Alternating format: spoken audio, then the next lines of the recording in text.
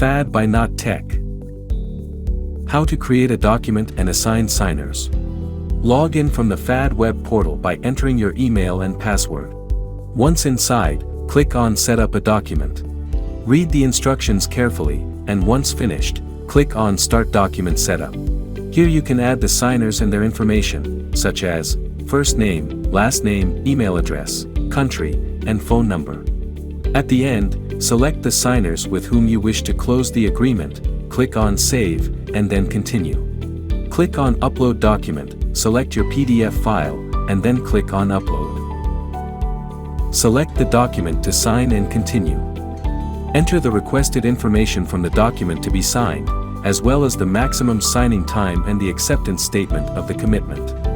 Click on Continue to determine the order of the signers and click Continue again to create and assign the signature spaces. Set the signature areas and click Continue. Once this process is finished, click Accept. It is time to establish the area for the electronic fingerprint and the preservation certificate.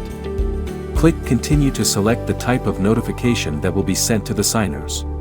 Click on Send to obtain the QR code link that you can share with your signers to make the process more efficient. FAD by Not Tech.